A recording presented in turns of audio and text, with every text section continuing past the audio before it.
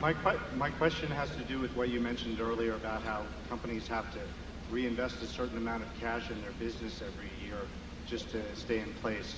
And if one could say that the best businesses are the ones that not only throw off lots of cash, but can reinvest it in more capacity. But I suppose the paradox is that the better a company's opportunities for making expansionary capital expenditures, the worse they appear to be as consumers of cash rather than generators of cash. What specific techniques have you used to figure out the maintenance capital expenditures that you need to do in order to figure out how much cash a company is throwing off?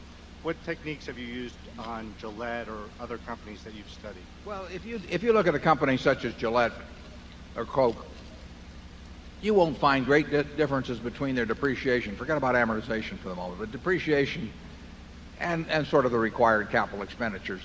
If we got into a hyperinflationary period, or I mean, you can set up cases where that wouldn't be true, but by and large, the depreciation charge is not inappropriate in most companies to use as a proxy for required capital expenditures, which is why we think that reported earnings plus amortization of intangibles usually gives a pretty good indication of earning power. And I've never given a thought to whether Gillette needs to spend $100 million more, $100 million less than depreciation in order to maintain its competitive position. But I would guess the range is even considerably less than that versus its recorded depreciation. The businesses you have to worry about, I mean, an airline business is a good case. In airlines, you just have to keep spending money like crazy, and you have to spend money like crazy if it's attractive to spend money, and you have to spend it the same way if it's unattractive. It's part of the game. Even in our textile business, to stay competitive, we would have needed to spend substantial money without any clear prospects of making any money when we got through spending it. And those are real traps, those kind of businesses, and they may work out one way or another, but they're dangerous. And in a See's candy, we would love to be able to spend $10 million, $100 million, $500 million and get anything like the returns we've gotten in the past. But there aren't good ways to do it, unfortunately. We'll keep looking. But it's not a business where capital produces the profits. Flight safety capital produces the profits. You need more simulators as you go along, and more pilots are to be trained, and so capital is required to produce profits. But it's just not the case at See's. And at Coca-Cola,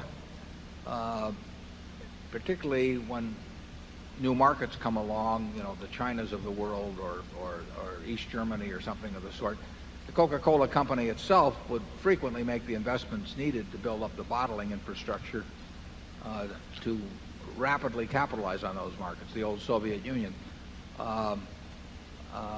So those are expenditures. You don't even make the calculation on them. You just know you've got to do it. You've got a wonderful business and you want to have it spread worldwide, and you want to capitalize on it to its fullest. And you can make a return on investment calculation, but as far as I'm concerned, it's a waste of time because you're going to do it anyway. And you want to dominate those markets over time. And eventually, you'll probably fold those investments into other bottling systems as the market gets developed. But you don't want to wait for conventional bottlers to do it. You want to be there. One of the ironies, incidentally, it might get a kick out of some of the older members of the audience, that when the Berlin Wall went down and Coke was there that day with Coca-Cola for East Germany, that Coke came from the bottling plant at Dunkirk. So there was a certain poetic irony there.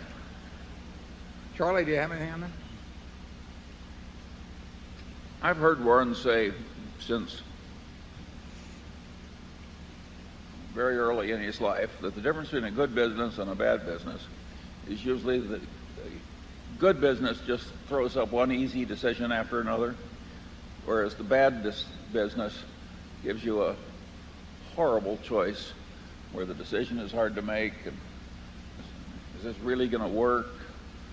Is it worth the money?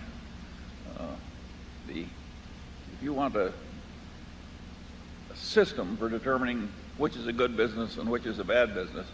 Just see which one is throwing the management bloopers time after time after time. Easy decisions. It's not very hard for us to decide to open a new Sears store in a new shopping center in California that's obviously going to succeed. It's a blooper. On the other hand, there are plenty of businesses where the decisions that come across your desk are just awful. And those businesses, by and large, don't work very well. I've been on the board of Coke now for 10 years, and we've had project after project come up, and there's always an ROI, but it doesn't really make much difference to me because in the end, almost any decision you make that solidifies and extends the dominance of Coke around the world in an industry that's growing by a significant percentage and which has great inherent underlying profitability, the decisions are going to be right. And you've got people there that will execute them well. You're saying you get blooper after blooper. Yeah. And then Charlie and I sat on U.S. Air, and the decisions would come along, and it would be a question of, do you buy the Eastern Shuttle or whatever it may be, and you're running out of money, and yet to play the game and to keep the traffic flows such as with connecting passengers and everything, you just have to continually make these decisions, whether you spend $100 million more on some airport, and they're agony, because, again, you don't have any real choice, but you also don't have any real conviction that it's going to translate, those choices are going to, or lack of choices, are going to translate themselves into real money later on. So one game is just forcing you to push more money into the table with no idea of what kind of a hand you hold, and the other one you get a chance to push more money in knowing that you've got a winning hand all the way. Charlie? Why'd we buy U.S. Air? Could have bought more Coke. Area 7.